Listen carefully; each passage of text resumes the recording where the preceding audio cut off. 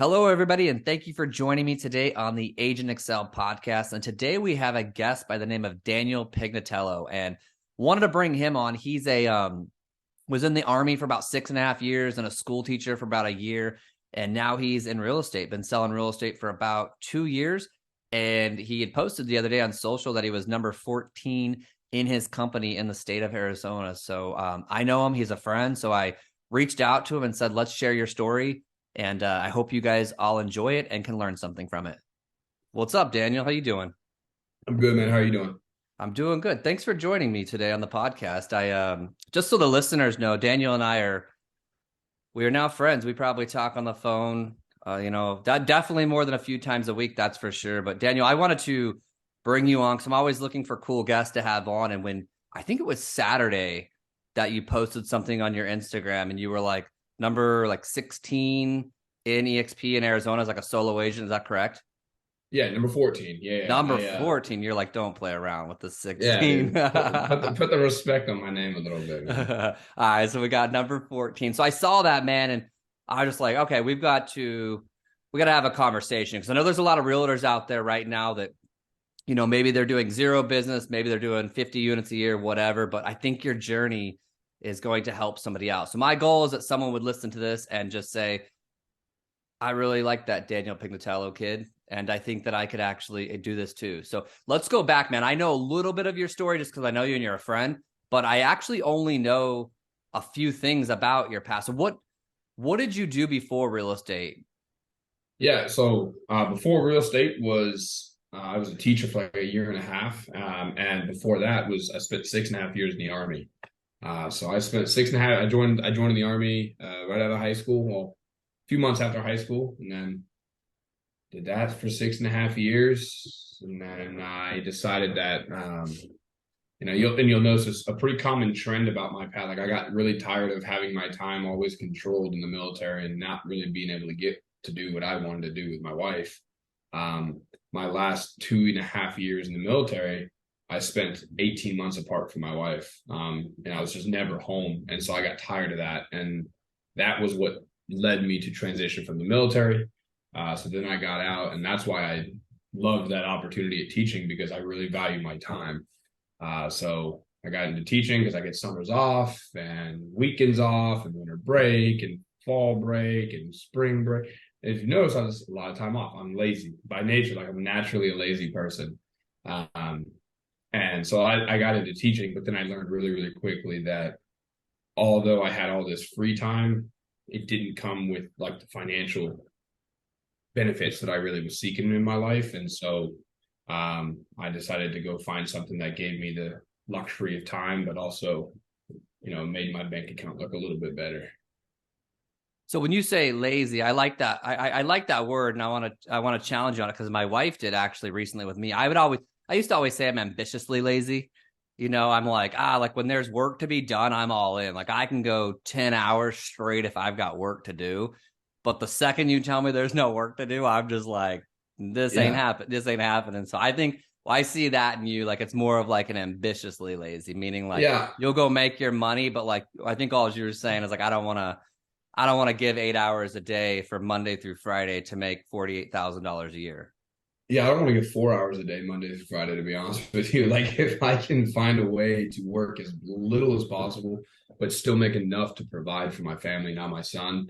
That's kind of the goal. So I like that ambitiously lazy is a good way of phrasing it. I work extremely hard so that I don't have to work hard in the future. I'm only 28 years old and I have a vision of building something that when my son is starting to get into that, middle grade school area, that, fourth, fifth, sixth grade and on, where he's really starting to get active in life, that I don't ever have to miss anything. Like my pops missed my baseball tournaments, my pops missed wrestling tournaments. Like he worked his tail off, but he worked two jobs to provide. And I don't want that. I want to be involved. And so that's kind of my motivation. So I am ambitiously lazy. And the ambition is when he's 4, 5, 6, or fourth grade and on, like really starting to get up there in age, um, I don't have to work and I'm still being able to provide good for my family and others. So what got you? Okay, so we went military 6.5 years, teacher. How many years were you teaching? like a little, like a yearish, a little over Okay. a year. So then what I got got you out of in? the Yeah, military. what got you Go into ahead. real estate then if you were teaching? Yeah, so when I actually transitioned out of the army, and this is just like how everything's kind of connected. I called an agent. My sister referred me to this guy. I couldn't even tell you his name now. I called him like, "Hey man, I'm getting ready to move out, but I don't have my actual date yet. But when we moved to Arizona, I want to buy a house." Like this was a referral from my sister. It was like one of her friends. Um, we had a great conversation, and then I never heard from him. He forgot to follow up. I never heard from him again. Hmm. At that same time, Marshall Nathy, our mutual friend, was posting a bunch of videos. He was just kicking his real estate career off. And I used to play a lot of Apex with Marshall at the time, like a video game. Okay. And so one day we were playing video games together. I'm like, "Hey man, I need a real estate agent." Boom, boom, boom. Long story short, he starts becoming my agent, and then he's like, "Hey man, I think you should get into this space." And this is before I even got out of the army. He's like, "You need to get into space. I think you'd be a killer because I think that you have the tools that would make you successful." Um, so he hyped me up, and I'm like, "Yeah, I'm all aboard." And then this goes back to the lazy part. Hmm. I told Marshall I was going to get my license immediately, and it took me a year to get my license. Not because I was failing the tests or anything like that. It was I just never took the class. Like I signed up for the class, I paid for the class, and I stayed on lesson one for like 7 months. I never actually did it, and so it took me an extended period of time to finally finish that and get into this space. But what got me in this space was just Marshall saying, "Hey, I think you could be good at it," and then him sending me receipts. And he was every month, like he would show me bank account statements, like these are my receipts, man. You need to get in this space. And Marshall kind of helped pull me into this area, and so I started doing real estate part time when I got my license. So October of 21, I got my license, and I was actually Marshall's ISA. I was working, and I'd come home and do his ISA calls for him in the evening. And then once I got my license, he was like, "Hey, just find a client or two, and you can take a couple clients on yourself while you're still making my calls." And that worked for all about 30 days. And I was like, "Dude, I'm burnt out. Like I'm working like 90 hours a week. This is not okay." And so something had to give. And I sat down and talked to my wife, and I was like, "Let's do it." So I actually quit teaching in the middle of the school year. It would have been my first full year teaching because I came into teaching in the middle of the school year in October 2020. I took the job. And then December of 2021, I quit. So a little over a year, I went into my principal's office the day before winter break. I was like, "Hey, I quit." Like it was really like that. There was no notice, there was no nothing. And I just went for it, and it kind of worked out. So What do the kids do when the teacher quits? Do they just hey, gotta figure it out? oh my gosh, dude. I still get DMs from some of my students. Like they'll find me on Instagram, they follow me on Instagram, they'll DM me, they'll still like message me. I woke up this morning, I got 3 DMs from kids like, "Hey, I want to buy a house. Mr. P, why are you ignoring me?" Like I love those kids, and I still always will love them. And that was one of the toughest decisions I made, was walking away, because I do really enjoy teaching. Yeah. And we've talked about this. I think one of my future goals is I would love to have my business structured one day to where I can actually get back in the classroom, because I did really enjoy it. But yeah, they just kind of had to figure it out. Like it was tough, and then ironically, which is kind of funny, my wife is now a teacher at the same school that I quit. So when I left in the middle, so she's got the same batch of kids that I quit on in the middle of the year. She's their teacher, and then she gave birth and is on maternity leave for pretty much the remainder. So it's pretty much happened back to back years that someone in the Pignatello family has just kind of left these kids in the middle of the school year. Oh man. So just a little funny So anecdote there. So what'd that journey look like? So you were with Marshall and you were on his team. So it looked like, you were kind of doing it at nighttime, solid, it could be a career for you, made the jump on his team. So what'd that look like you've only been selling real estate for like 2 years. So as we're having this conversation, you kind of went 0 to 100 in the real estate space pretty quickly. What did that look like on his team? Like, what did you, after ISA, what'd you end up doing? I still was making calls every day. I just was a full-time agent. So the calls were no longer, "Hey, make the call and book it for Marshall." It was make the call, book it for myself. And so now I was hunting my own food instead of hunting somebody else's food, which was really nice. And so I went in there, and literally I made the jump. Marshall had an office at the time. So I went into the office. I made calls all day long. And that's just kind of how we operated. And we just moved. And one of the catalysts that made me do this was also At the same time that I quit, Marshall had decided that we were going to go join Hague Partners in 72 sold. And so that was also part of the cast. It's like, hey, we're going to have a massive amount of, or we're going to have an increase in leads. Like we're going to have too much business for me to do by myself. So I need help.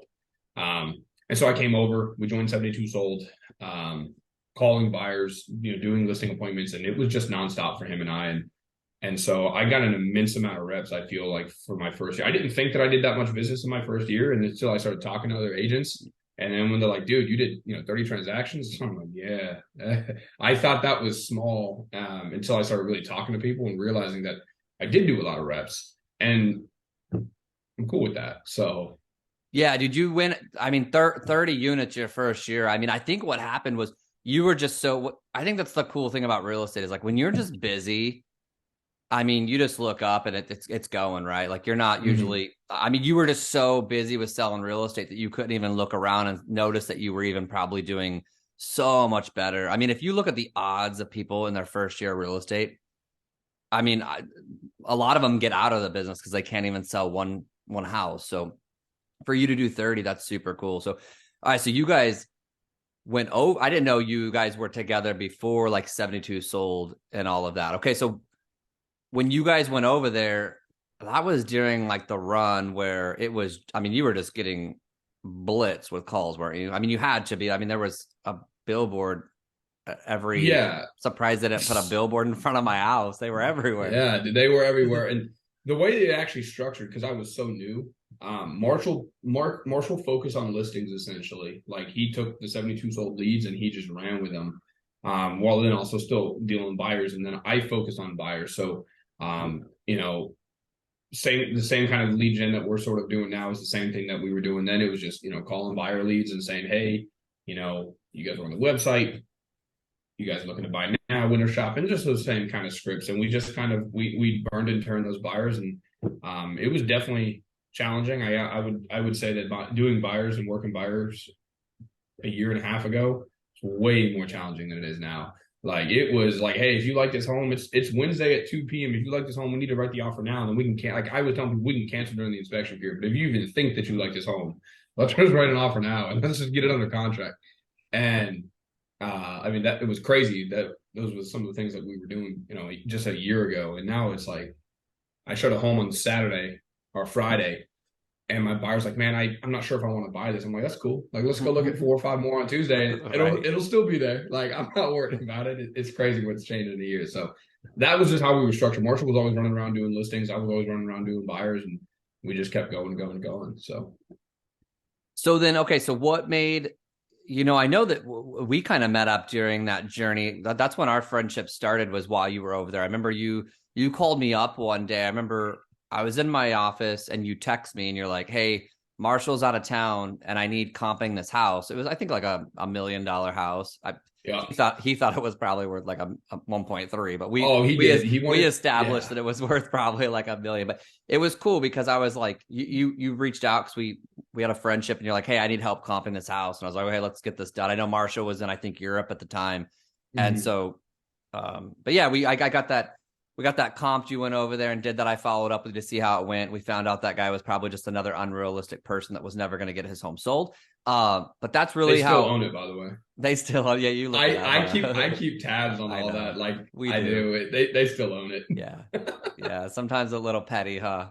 Yeah. There's sometimes where like I'll look up an old house and I'm like, yep, you still got it. Like, I was right, but whatever. Hey, so that's how we met up during that era. So I feel like now you've caught me up to kind of the, where I was introduced to you and just started, talking to you and things like that. So what ultimately, so you had to wake up one day and say, now I want to go off on my own, because you didn't stay on Marshall's team forever. One thing I do notice about you, Daniel, is you don't put a lot of thought into the next step, meaning like, and I think that can be very good. I think it can also be a challenge, right? But I think it can be very good in a lot of things because people overthink so much stuff. Like I was having a meeting the other day with these realtors at Starbucks and they were just telling me, about some things. And I'm like, how long have you been thinking about that? Like 3 or 4 months. And I was like, whoa, I was like, I wouldn't give that more than like 6 minutes in my day. So it just shows you like some people are like leveling up daily because they just make faster decisions. They're almost like, hey, I got to get off the fence.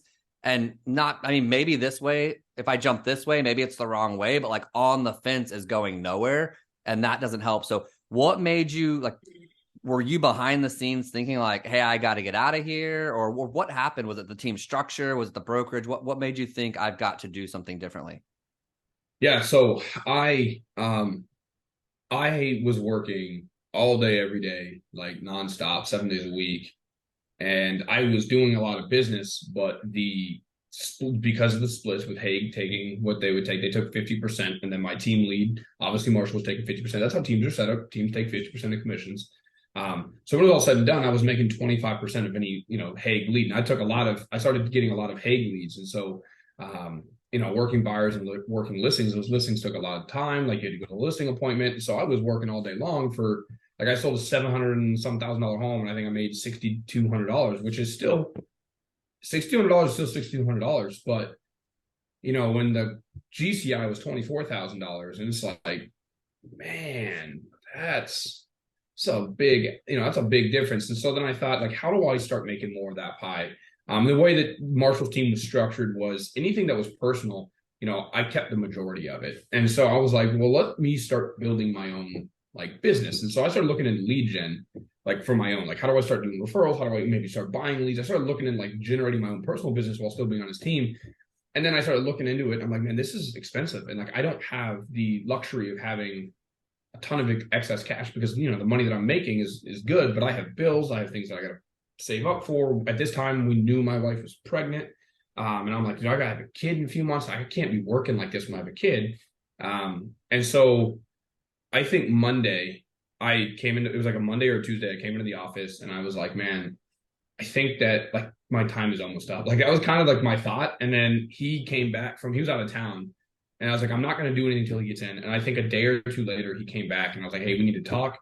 And I told him where I was at. And I initially was going to go in there and talk to him about having him restructure his team's like splits so that I could stay on his team.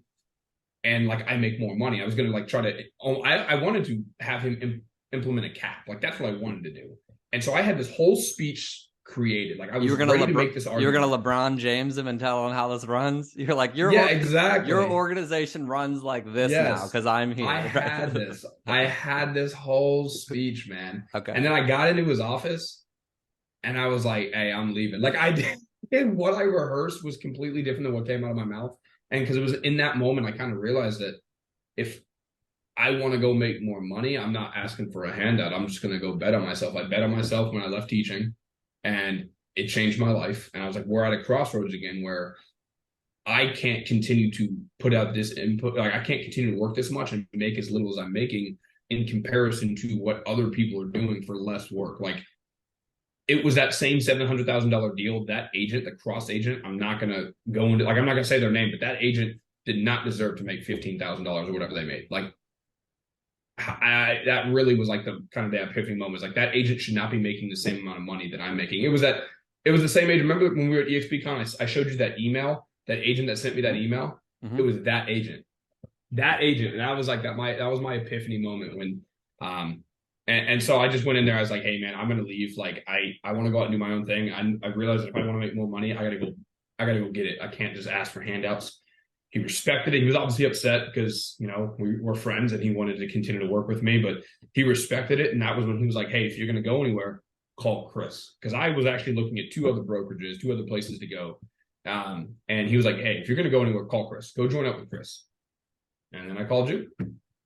And that's cool that you. Yeah, that's cool that you like figured out so quickly. You've used the word several times that like your output, like what, like I always say, like human energy, like you're human, like we're basically, people rent our time in real estate. Like that's all it is. Like when I sit down with somebody who wants to buy or sell a house, I basically am saying, hey, I'll give you this amount of time for this amount of money. And I'm literally renting the time, and time is what my life is.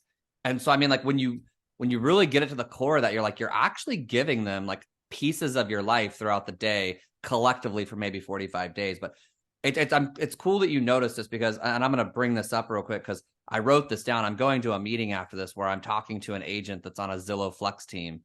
And basically what I did, because we've known each other for a while, and I know the Zillow Flex teams well and just their model. And so I prepared this because I'm meeting him. And so I just wanted to kind of read this. And I said, he sold 10 homes last year. In the last 365, he sold 10 homes. I did the math on his volume because you can do that CMA really quick on people. And it says 258,000 in commissions should have been earned, right? Well, 90,300 went to Zillow. So out of 258,000 that commissions, 90,000 went to Zillow. That's how those cuts work. It's 35% off the top referral to Zillow. Then it's 83,850 went to his broker because they're on a 50-50 split. So then he made 83,850. And I wanted to let him know, I was like, this is what I'm going to tell him is, if you basically paid Zillow 90 G's in advertising, and you paid your broker 83,000 G's in advertising. And if you'd have just spent your own money on advertising, you should have made about $800,000 this year. Now, his argument will be, I don't have, the 90 and the 80, but I'm like, hey, dude, you have like 2,000 a month to bet on yourself, because that 2,000 a month will probably turn into like 40, 50, or 60. And then that's how you scale it. But it's cool because I'll go sit down with people and tell them that all the time. And even though it might sound a little odd that I meet people and tell them that, I think it's respectful, because I look at it like, hey, I'm just looking at you like you've only got one shot at this life. Like you're giving, there's 10 homes you're doing a year and you're giving your human energy to do it. Why not do 10 homes a year, the same human energy that you're going to use on that to go make like 190 or 250,000. And as you start opening up people's minds, they're like, whoa, I don't know if anybody told you. And I'm like, that's because your broker doesn't want to tell you that, because like that doesn't benefit them. I'm just the random guy over here that's meeting you at a Starbucks. I feel like I've got to tell you that. It's so cool, dude, that you just understood that so quickly. But it's probably because you were so busy out the gate. I think agents that are doing 2 or 3 deals their first year, they're not like looking at, like they're not actually spending a lot of energy on helping clients. I think that you had a blessing that you just got so busy so fast that you were able to look up and be like, hey, I don't think 30 transactions are supposed to be this much money. I think 30 transactions are supposed to be like $350,000, $400,000 a year. And so that's just my thoughts, man. So when Marshall said, hey, you should call Chris, that's interesting, because he wasn't like, hey, go call a brokerage. He was like, go call Chris. I mean, is that how that conversation went? 100%. We were sitting in his office. And he was like, I was nervous because I didn't want to tell him, like, Marshall's one of my closest friends. We went from a business relationship to he's literally one of my best friends. So it was, it was tough because I almost felt like I was abandoning him, and I knew he'd be all right. But yeah, we were sitting there, and I told him about this other brokerage I was getting ready to, I was looking at. I was like, I think I'm going to go here because they have a pool of leads, right? So like they were selling me leads. They're like, they got leads, and they have, the split is significantly cheaper, and there is a cap, which is something that I was always wanting, was a cap. Like, so there's a cap for me, and they have lock boxes, and they have so I don't even, like, the things that I don't have up front, and I don't really necessarily have the money to cover, like the upfront overhead, because I was a little tighter than I wanted to be. I don't have to worry about it there. And Marshall was like, yeah, no, dude, literally, he said, call Chris. That was all he said, call Chris. He didn't talk about different brokerages. So I gave you that call. I said, hey, man, I'm thinking about leaving Marshall. Marshall said I should sit down with you. And then you did something which was cool, which was like, I already knew where I was going before I went to that meeting with you, when me, and Dave sat down. Because when I told you that, your response is, I want to call Marshall and make sure that this is on the up and up, because I value my relationship with Marshall. And that was cool with me, is, albeit this is a business, and now that I obviously know, more about how the business works, it could have been very easy for you, and should have been very easy for you to just be like, all right, man, dude, come on over. Mm-hmm. But you valued that relationship more than the benefit of me coming over. So that was cool. And that was kind of the moment where I was like, all right, cool. So I went into that meeting when I met you at your office. I was already signed up with you guys. I just was there for the dog and pony show then. Right. I remember I was outside of the dry cleaner when you called. I remember I was outside of the dry cleaner here at like 67th Avenue, Happy Valley, and you called. I can remember it clearly. And we were talking, and you were like, hey, I'm going to leave and I want to talk to you. And I was like literally, I was just like, and you're in that situation where it almost feels like when you get like someone calls you like, hey, I'm under contract right now with a listing agent, but they're no good. And like it expires in a week. And like, I'm going to like, can you give me some advice? And I'm like, not really. So like, can you just hit me up in a week whenever it expires? Like, you're kind of in this delicate conversation where you want to lean in, and you're like, let's do this. But we have rules in real estate where we can't. So it's like, no, just you got to call me at this time. Thank you so much for calling me. But like, this is how the rules work. So like, that's like legal rules that we have, thankfully, in real estate. And I feel like that was more of like my just like moral character integrity rules that I've established with myself. Now, don't get me wrong. I'll go after, I mean, I'll go after people and try to, get people to join up with me, but not at the expense of a friendship. Marshall's like a dear friend. So I was like, I probably should call him first. We called, or we talked again, we met. So let's go from there, man. So let's kind of, I think the hardest part, man, is when, and maybe I want the listeners to hear something because I think you can explain it best. Is what does that feel like when you're coming from? I've never depended on leads for my brokerage, so I can't relate to it. But I have a lot of conversations with people that do, like their brokerage either gives them leads or something like that, and so they're very connected to their brokerage. I've always had a business foundation of no matter which brokerage I worked for, like I was always the person getting the leads.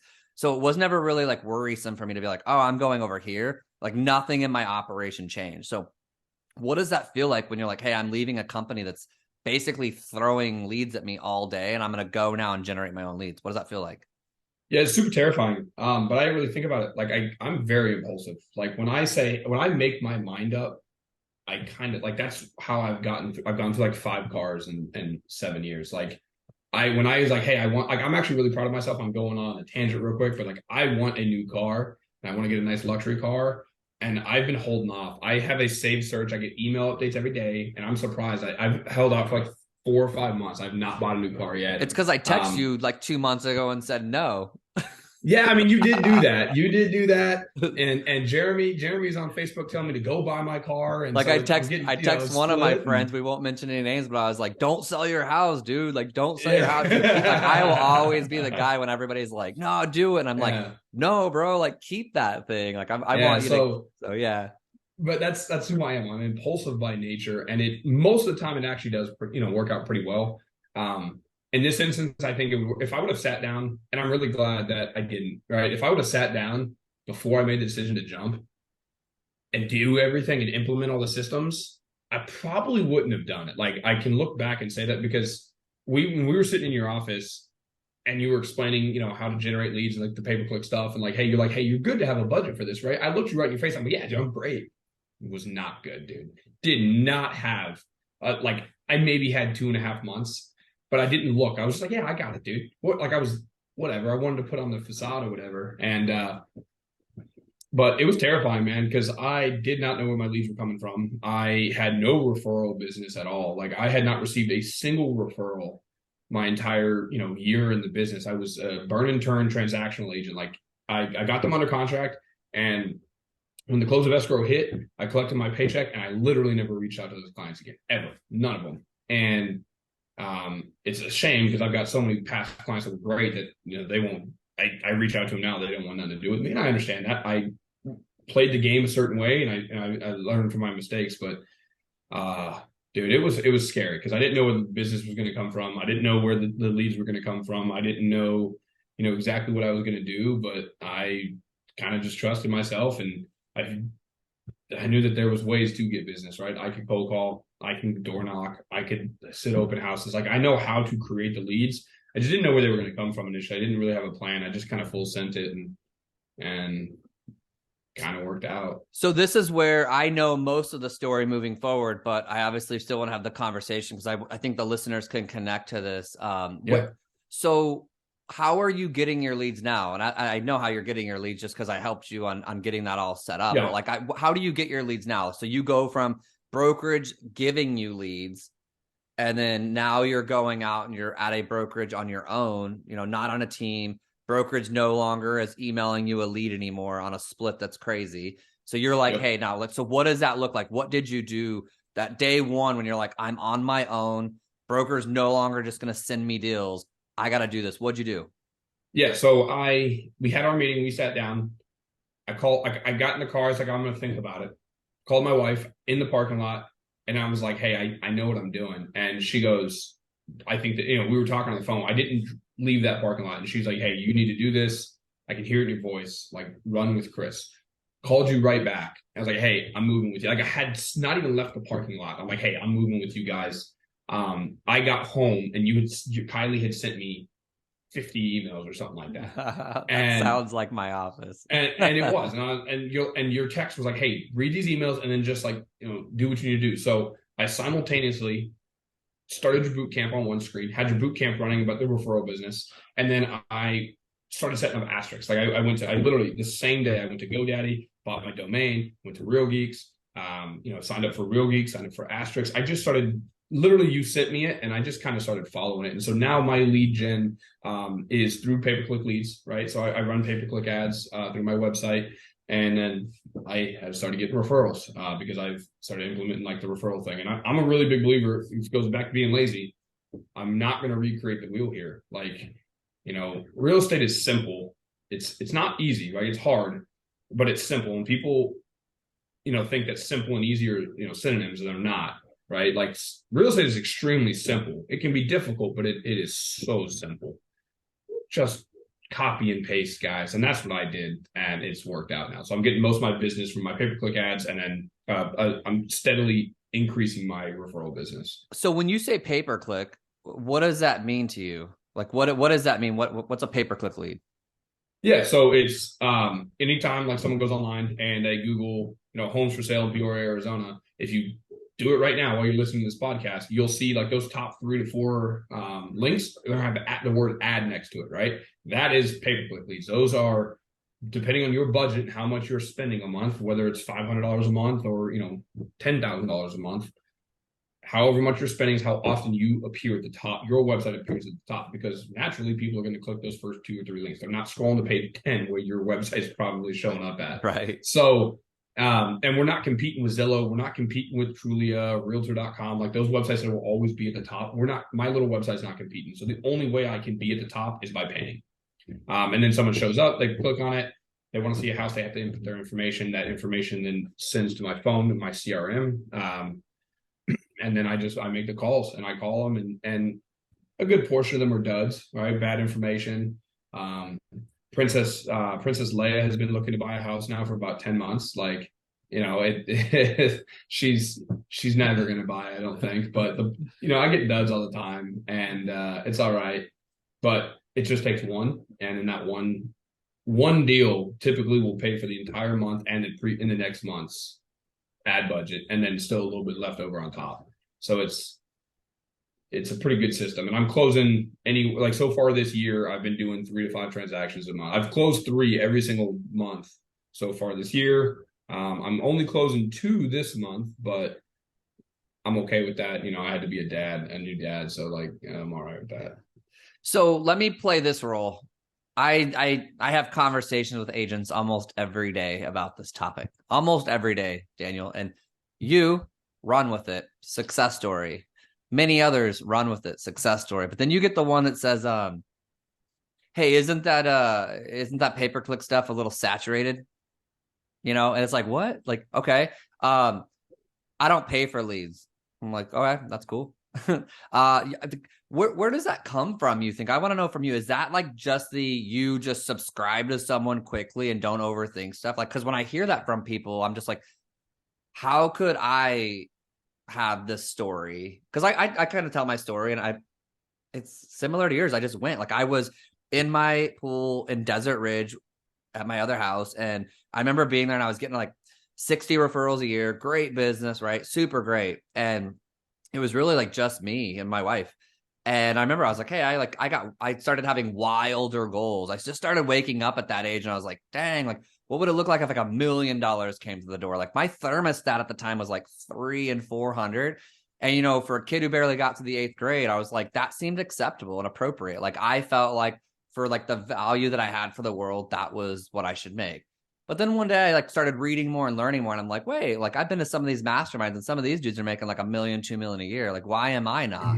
So I started to just like level up and started questioning things, questioning myself, questioning the world, questioning value and currency, human energy. And I was like, wait, I want to have some $1 million+ years. And then I realized like, okay, what can I do next? And it was, I'm getting these referrals, but these referrals will probably only organically grow. I had been in the real estate industry at that time for like probably 14 years. So I was like, okay, that's going to give you 50, 60 referrals a year. So I'm like, if I'm in the business for 30 years, I'll probably start getting 100+. But until that happens, what do we do? And so I went the, internet world. And what was crazy is I remember my wife telling me, I don't like, that doesn't even sound like your personality. And I was like, it's not. But I was like, winners win. And that's when I realized, like, that's when that statement came into my life. And I probably text you guys that more than I should. But I say that like clearly because I'm like, that was the day that I realized like my personality and feelers don't have, like, they cannot be involved in this. Like, yes, I don't want to call leads every day and I don't want to do this and I don't want to do that. But I'm like, I'm getting that.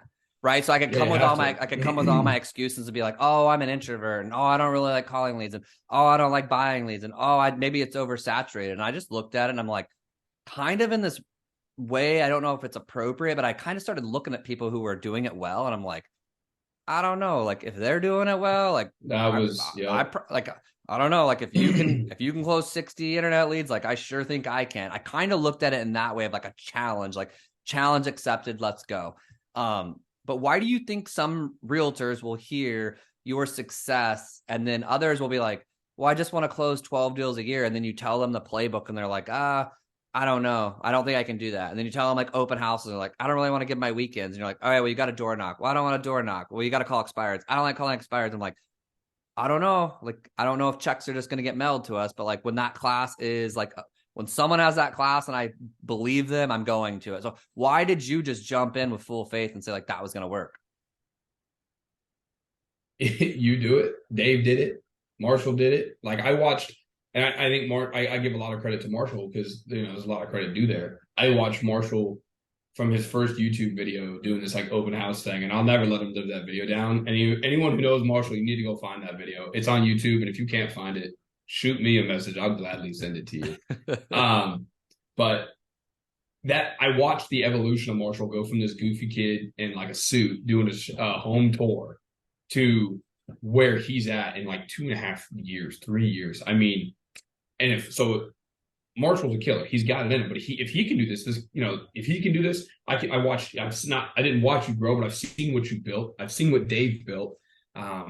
There's too many examples of other people doing it. I have the same mentality. Like if you can do it, then why can't I? And that's just kind of what it comes down to. Is I think that there are some people who they either lack the confidence in themselves. I do think there are some that have they have limiting beliefs. They may not feel comfortable talking on the phone, and they may not, feel comfortable going to open houses, and that's okay if they don't want to do those things. Like there's levels to this real estate industry, and not every single agent is going to be, a top 1% agent, and that's okay. Like we do need those agents at the bottom to kind of hold the pyramid up, and that's all right. If they're happy in their space, and then I'm okay with that. But I think that there's some that they either just don't want to put in the work, or they don't possess the skills and aren't willing to put in the work to develop those skills, which can lead to greater success. I think that's just kind of what it comes down to. So now you're getting, leads that come through. And I like how you said that. It's like, yep, 1 out of 100 leads buys a house. That person, is a commission of usually $12,000 to $20,000. So it's like, I think you probably come from the same framework as I do when people are like, oh, those are bad leads. And I'm like, no, like I like to talk about the framework. Like I like to go into things knowing like how are these rules played. All I need to know how the rules are played. Like in baseball, wouldn't that be weird if you were batting 300 and you didn't know what the rules were, and you're like, oh man, like I strike out like 7 times out of how many ever. Like if you didn't know the rules, you'd be like, that's not a good, like I'm not doing good. But when you know how the rules are played in that game, you're like batting 300, like you might be Hall of Fame if you just do that enough years in a row. So like you've got to know how the rules are played. So the rules are played in the pay-per-click game, internet game is, if you're solo, you can probably close 0.5% and make a profit. If you're closing 100%. you can close 1%, you're making a good profit. If you're closing 1.5, a really, really good profit, and 2%, wild profits. So I think it's just going into this, like knowing like how are the rules played in this? Like this is a game, like that's a separate game. And if you can close, 1 out of 200, you're probably making a profit if you're a solo agent. Like you really are. And so, but that's nice to know because now like, okay, like if 150, 200 leads came in and only 1 person or 2 people bought a house, that's like, you should be going out and being like, I'm super successful at this. Like we don't focus on like if 99 leads comes to the door and 1 buys a house, in my office, we're giving high fives. Like, you're going to the Hall of Fame. But like, I don't, Yep. like, people are like, well, what about the other, like, well, those 99 didn't answer. And I'm like, I don't sign up for that class. Like, I don't, that's cool. That 99, I'm not focused on them. And they're like, well, what do you do with those 99? I'm like, I, I just go get the next 100 and just get that one. Right. And they're like, well, what about those other 99? I'm like, I just get the one out of the 100, and they buy a house, and then you just do good service, and that builds a clientele, and then they refer you business, and then you go get another 100 leads and close one. But what about those 99 that didn't buy? And I'm like, they don't buy houses. I don't know. Like, well, do you do any like long-term follow-up? And I'm like, no, not really. I wish I could say we had this long-term plan to give our whole entire energy to these people, but like, it's just the one out of 100 buy a house. I think you noticed that like right out the gate, that it's just, I mean, you can make a really good living, and you don't have to worry about the other people. But let's focus into now. What's really cool is you just had a baby. How, Yeah. 7 weeks, 6 weeks? Yeah, he's 7 weeks on Thursday. That's awesome, man. And I think you were introduced to like me and Dave at a really cool time, and I'm really thankful. It was a God thing. I'm thankful that we met you at that time, because Oh, so am I. not only did we, not only did we help you with that journey, I feel, is like getting leads and getting confident in that space where you like, I can get leads, like I can support myself and not depend on a brokerage anymore. If I just have a few cool friends around me that are willing to hook me up with systems, and when I have a problem, I can call them and get that, solved quickly. But you also met us at a time where like Dave and I have transitioned, probably just because of the longevity in our career, or I should say like being in the business for 17 to 20 years. We've kind of do things a little bit differently than most. Like if someone doing real estate for 2 years probably wouldn't have somebody showing houses for them. But I think you're rolling with a different crew of people that value their time, have structured things differently, have different types of consultations with their clients, and value different things differently than others. I like how you just leaned into that once again, way quicker than most, dude. Like, I'm giving you mad props when I say this. Is like, tell me some stories of you and what you're doing as far as like not having to always leave your house. And as I say this, we leave our house and we do stuff, listing appointments, got to go meet a buyer here and there. But like, what's your overall framework for seeing your kid, grow up more than probably most dads get to do while selling a lot of real estate? Yeah, the goal is to not leave as much as possible. Like, I have a couple key points of a transaction. So I typically won't do showings anymore. There's one-offs, but typically I don't do showings. I either use Shoami, or I use like kind of a hybrid. I have a few agents that I met through Shoami that I now we have a relationship. I text them and they'll do the showings for me. So I don't have to go through the Shoami app. They're kind of like on demand for me. If they're unavailable, then I'll go through Shoami. And if it's too tight of a window and Shoami's like, you need to have given us more time, then I go do it myself as like a last ditch effort. But I go for final walkthroughs and I go for key drop offs. That's it. Like, those are the only two times that I will leave the house, really. I don't do showings, listing appointments. I try to space them out. I try not to do multiple. Like, if I have multiple, I try to do them all on the same day, so I can only, I'm all gone during the same period. I don't have to leave today. Don't leave tomorrow. Don't leave the next day.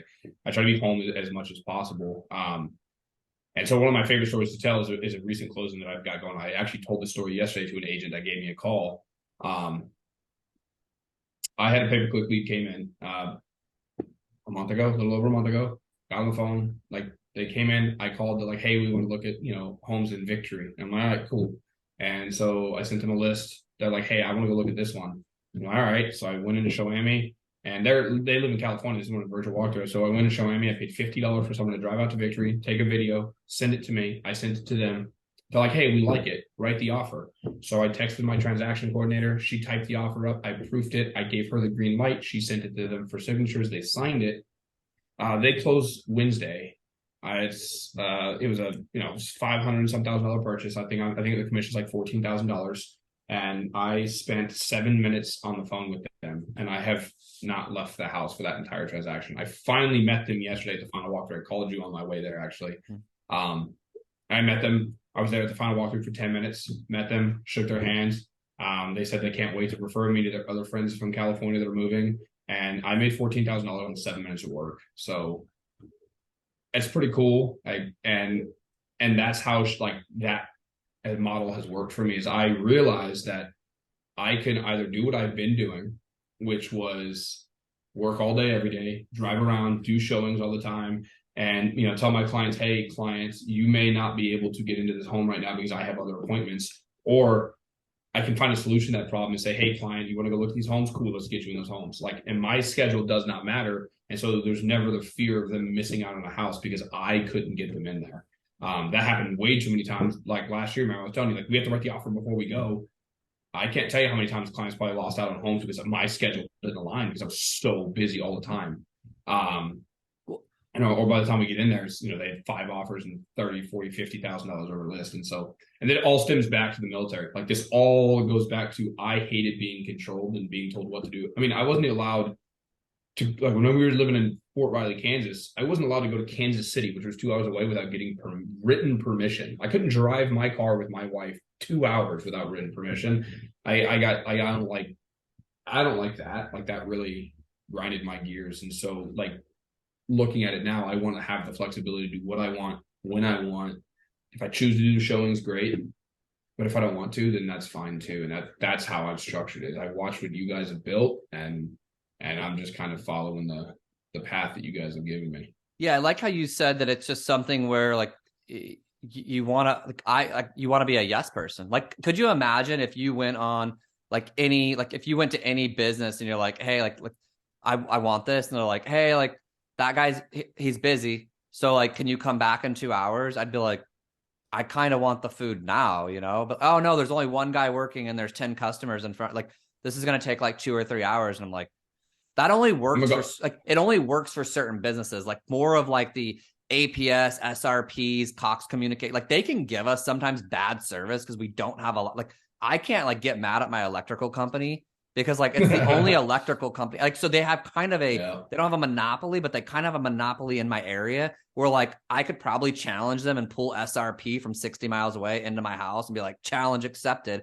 But, like, they own that space, so they don't have to give me the highest customer service. I look at my customers and say, like, I want to give you the best customer service. So, like, I don't want to say no to you. And so, to not say no to you, I want you to be able to do this whenever you want. It's not contingent on my schedule. I was having a meeting yesterday with an agent, and we were going over, and they were like, hey, I don't think I could ever, like, have anybody, and I have a showing partner, a little bit different than your model, right? So it's one person that's always showing homes for me, but I just want to have this conversation out loud because people can learn from it. And they were like, hey, like, are you like, I don't know, final walkthroughs and, like, inspections? I don't think I could do that. And I was like, here's the deal.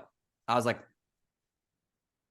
that's because you don't have other clients. Like, meaning it's forced upon me. Like, today I have I have an inspection today, and Nathan, my showing partner, is going to it.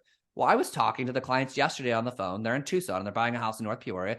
And they were like, and they already knew this, but they asked me again on the phone, hey, are you going to be at the inspection tomorrow? And I said, actually, I'm not going to be at the inspection tomorrow, but Nathan's going to be there. I already had prior commitments before, and we wanted to get our inspector in there as soon as possible before, I already had an appointment. So what we're going to do is, when you go there, you're going to do the final walkthrough with the inspector, which is really the most important person. Nathan's going to be there, and he's just going to be able to take notes for me. And then what I want to do is Tuesday, like Monday night, we're going to get a report. You're going to get a report. I'm going to get a report. Let's set a time now for Tuesday that we can go through, and we're going to talk about what our game plan is going to be. But you got to think, that wasn't a conversation of like, are you going to be at the inspection tomorrow? And I'm like, no, I'm not. Like, I'm really busy. But I wish I could be there. But Nathan's gonna go. Like, you know what I mean? Like, that's like, you have a whole plan. They're just thinking like, oh my gosh, like, really? I'm like, hey, do you know what? I'm not gonna be there tomorrow. I already had prior commitments with other clients. So what's gonna happen is you're gonna meet Nathan there. The inspector is really the important one there. He's gonna go over the inspection report with you for about 30 minutes. Nathan's gonna take notes for me. Here's the deal. Tonight, you're going to get an inspection report emailed to you and me. So let's schedule a time now for Tuesday that we can go over that report in detail, and we're going to put a game plan together. Boom. They were like, so they're going to the inspection at 4 today. We already have tomorrow at 4 lined up to talk, but they're not thinking that they weren't like, I don't know. Like, that seems weird. Like, they totally feel like the whole system was, I took command of the room and I said, this is how it's going to be done. But that's because I have no other choice today. I have like 6 other meetings I got to get to. So I always challenge people that, like, when you say like, hey, I, like, maybe like I don't know. I don't know if I want to do that. I'm like, it's because you still have the option to do it. Like, go get a lot of business in the day and like decide, do you decline the business or level up your business? I just decided like I had to level up because I couldn't decline. But maybe some Yeah. people decline. I'm not for sure. But like you took that on, dude. And like to I'm see, glad you said that though. Like the level up, I'm glad you said that because I think that's the biggest limiting belief from so many agents that I talk to is like they don't want people showing their homes. I have never, even before I was this busy, I've never gone to an inspection walkthrough ever. okay. I don't understand why agents go, I'm not an expert. Everything that you're gonna see, I can see on the report. I I've never done it. I always kind of make that clear with my clients. I was like, hey, I'm not the expert. I'll get the report. We'll go over the strategy tomorrow. And I always set the time list like that. We have a plan. But anyway, I'm getting off. The point is the leveling up. There's only so much time in a day. And I think agents think that to do more business, I have to keep going to these showings. I have to keep going to these inspections. I have to keep going to these final walkthroughs. And that's what you like level up. Find a way to leverage your time. I actually talked to another agent the other day. She was like, my favorite thing to do is showings. I said, okay, then find a different way to leverage your time so that you can still do the showings then if that's what you like to do. Mm-hmm. And other tasks that take up time, find a way to leverage that out then. But it's finding ways to leverage is how you scale up. And then that is how you can start doing more business. You said it last week, I think on our Saturday Zoom. I want to find a way to make more money while doing the same amount of work. And that's essentially like what we're all trying to achieve is how can I continue to grow my business without having to put more out into my business? Yeah. And I like, I like how you said, like, if that's your passion, I want to make this very clear. Like if you're like, that might be someone's, there's always like, there's the lead generation portion. There's the paperwork portion. I remember when I was just starting real estate, they were telling me to hire an assistant out the gate. And I'm like, I'm actually wired more for like spreadsheets and tasks than I am actually lead generation because I'm more of an introvert. I'm more a system builder. So I realized like I like the spreadsheets, the transaction coordinating, and I like that better than making calls, doing open houses. But here's the deal: is like I realized quickly, I'm like, whoa, like one like brings all the business in, and one actually handles the business. So even though that's more of my style, I had to switch it because I was like, my goals to get where I wanted to go, like I was going to end up being a transaction coordinator for somebody if I kept that mentality. And so I was like, I don't think I want to be a transaction coordinator. So I've got to learn this new skill. And I did. But for like someone says my passion is showing homes. This is where I would challenge that person is if your passion is showing homes, do you have other passions? Like for me, I want to take a lot of vacations. So like if my passion in my business, if there was 5 things that I had to do in my business and my favorite one was showing homes, what would I do when I took my 20 vacations this year? Like, does that, when I go on that passion, does this passion stop? I had to reconcile that and say like, okay, well then if that's your passion, then while you're in town, go do that with your time because that's your favorite thing while you're in town. But like you definitely need something if your passion's to travel. When you travel, you either are stopping business or you've got to have a system set up. So there's not all like we talked about it on the phone yesterday. Like when people are like, I never show a home. And I'm like, okay, like that might look cute on stage, but like I definitely still show a home here and there. Like I'm not on a high horse. I have a hybrid model. Like today, Larry, I told you this yesterday on the phone. Larry, I'm meeting him today. He wants to go look at a house. I love Larry. Like I haven't seen Larry in so long. He was referred to me like 6 years ago. I've helped him with like 6 transactions. I'm going to that house to like see Larry, and just Larry happens to be at that house, but like I love Larry. So like I'm going to the house to meet Larry, just like if he had called me and said, I want to go to a Starbucks, I would have met Larry almost anywhere in Arizona. That dude is my friend. So it's just like he happened to say, hey, Chris, can I go look at this house? And I'm like, Larry, yeah, let's go look at that house. Because he said, hey, I'm probably going to sell my house here in a week or 2. And I'm like, that's cool. I would have actually have showed you that house just because you're my friend. You don't even have to sell your house.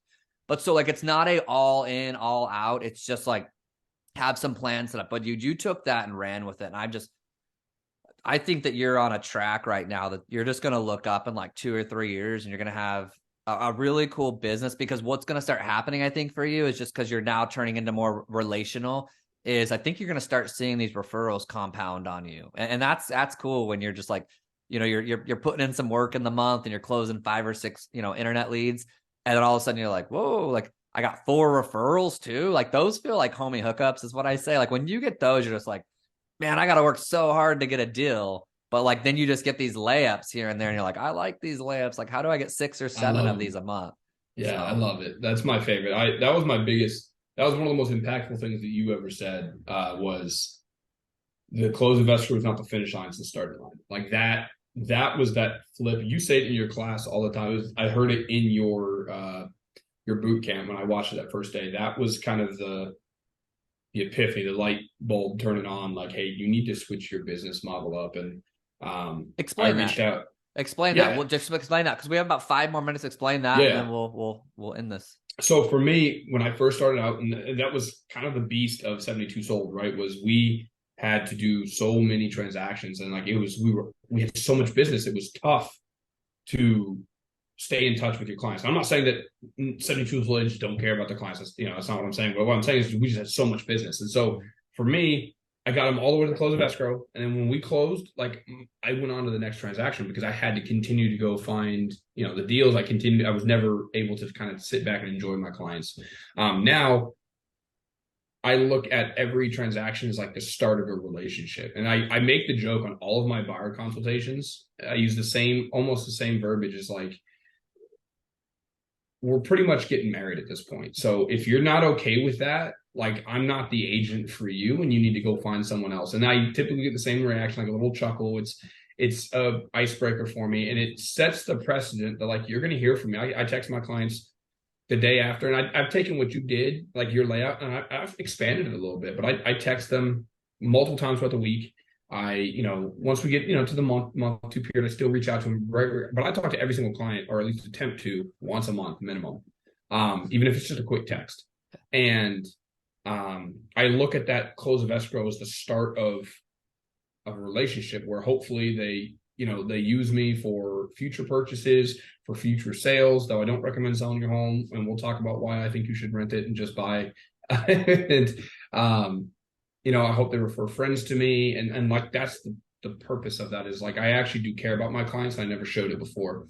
And so I use that as like the starting line. Like the first step was getting you your home, and then like the rest of the story is going to be afterwards. So that the escrow is the kind of the intro in the book, and then everything else is afterwards. And that was the business changing moment for me, is when I do that. And that's how I started getting referrals, is like, Yeah. all of my referrals have come from my clients that I've gotten post you, like, except for one. There's one client who's referred pre me, but that was a referral from my brother. So it's like, it wasn't the same type of, client acquisition. And so everything else has been post you. I've had 7 referrals since I moved over to your guys' squad, and I'm pretty cool with that. So Yeah, it's cool, man. It's like you said it correctly. I think it's like you said, you always loved your clients. You just didn't have a system for it. And I think that people can get squirrely with that, where they're like, wait, you have a system for loving your clients? And I'm like, yeah, I have a system for almost everything. And that's where, I had a conversation the other day with a client that bought 3 months ago with me. And she's like, hey, I need a roofer. My roof's leaking. And she texted me, and I was like, hey, let's get on the phone at 4:00. We talked at 4. I talked for about 20 minutes, got her over to a vendor that could help her out. This is how we do this in our office, just so you know. And I don't know if I've ever shared this with you, but we have a spreadsheet in our office that's called it's basically like a customer service. And so anytime someone calls us for a vendor, I talk to them and I give them that vendor. We put it on the spreadsheet. So I put the date. Kylie has to put the date, the name of the client, the vendor we referred, and her job is the next day to reach out to that vendor and make sure they followed up with our client. And then she'll follow up with our client and say, hey, I know you talked to Chris yesterday about the roof repair. We referred you this person. Has he called you yet? Because I started getting times where people would say, I would follow up with them like a week later and be like, oh, I never heard back from that person. And I'm like, hey, like I take that's happened to me before. Me though, systems, like I ain't referring you work to, like if I gave my name to someone to call you and you didn't call them back, like we need to talk about this, because like I've got to make sure I'm putting my name and reputation on good people. And so if you're not going to call them back, I got to find new people. Nothing wrong with that. But if you're too busy, I've got to find a new person. I'm good. I'm glad you're busy. But that's where she'll get a call the next day or a text. And it's like, hey, I know Chris talked to you about the roof repair, and did this vendor call you? And if the answer is no, she reaches out to that vendor. Hey, this is the client's name. They reached out to you yesterday. Can you please call them back? The next day, she has to do the same thing. If that vendor does not reach out to them, I'm basically now on the phone. I'm like, hey, I'm sorry they didn't call you back. They are very busy. That's no excuses. I'm super thankful they're busy, but that doesn't mean you don't still need help. So let me get you in contact with someone else. That's kind of our way to rate our vendors. We're also probably going to the next step because you can think systems. I'm probably going to the next step soon where we actually send out after the work is done. Because we have this on our spreadsheet, like when's the work going to be done? Did the work get done? I want to send out a survey next, kind of like an Angie's list, but it's called Yeah. Bauer's list. And I want you to rate that person, say, like, what was the experience? Because here's the deal. We can find out, should we still be referring that vendor? And then two, it's like what you said, like when I teach in that class, the closing table is the starting line for me. Like I want to be so much value to you for the rest of your life. I want to give you every vendor. When your AC goes out, call me, vent with me if you want. I'm there for you. If you need this, if you need that, I want to have your settlement statement to you. If you need to talk to me about who I use for taxes, I want that person to know I'm a resource, and I want systems in place for when we do things. I want my clients to look up and say like, I just called him to ask for a roofer. Like I didn't know his assistant was going to follow up me the next day and ask like how'd the service go. And I didn't know they were going to check on the work in 6 days and ask how it was. And I didn't know they were going to send me a survey. And I'm like, but that's where I'm like, no, that's what we've got to do. I think like that's where when someone says like, oh, Bowers, well, you don't show homes anymore. Do you care? And I'm like, no. Like I care at the highest of levels. Like we're going all in with our clients. I want to run this like high level where people are walking around and they're like, that's a good experience. And it's probably why we just got our 28th referral for the year today. It's because they don't look at me and say like, ah, man, he didn't show me that house. They look at me and say like, he's a resource, good conversation. He's going to consult me. He has my back. He's always looking after me. That's what we want people to know us for. So Yeah, and absolutely. I literally just wrote that down. Vendor spreadsheet. That's on the to-do list today. I will create that because I've had clients reach out. Don't create it. You know my assistant. Oh, you know what I meant. You know what I meant by create. That means email Kylie, and you basically bootleg that spreadsheet as well. That's so good for you. absolutely it. Cool. Instead of the Bowers list, it'll be called like the pig pen or something, dude. I don't know. Dude, that's it. I'll get creative with it, but I love that, man. Hey, man, well, let's roll from here, man. That was a super healthy conversation. I'm like, I have to tell you, dude, I'm like, I think you're probably 12 or 13 years younger than me, but I'm like super proud of you, dude. Like you should be proud of yourself. That. You're someone that I'm just like, man, you just move quickly. And I know that's going to be to your success because it's just, you're something about you where you're just like, you hear something, you do it, you fell forward, pick up, do it again. And like, you're just winning. Like you're so fresh in real estate. It's almost, it's refreshing to have a conversation with somebody that's like 2 years in and you're already thinking at this level, because some people have been selling real estate for 18 years and they're not understanding these concepts quite yet, nor do they need to. It's cool to talk to somebody that they just were like, hey, I kind of like that. I like that model and I want it. And it's fun to find those people that are looking for that in their life and that want to just take that head on. So I'm super proud of you, man. I appreciate that, man. I'm excited to see where everything's going to go. So how could people reach out to you if they wanted to talk more about, anything that you've created? I'm sure you would share with people. I just know your heart. You're a teacher. How would people reach out to you the best way? Yeah, you can find me on Instagram, Daniel Pignatello Realty, or you can just give me a call or text. My number is 623-692-6185. So, feel free to reach out. I have no problem answering the phone, answering calls. Like literally right after this, I'm hopping on a coaching call with a newer agent. They had their first buyer consultation this afternoon. And so we're going to dry run their buyer consult and kind of do a little role play session to make sure that she is prepared so she can hit it out of the park. So anyone who's needed anything, I'll share it. Right, man.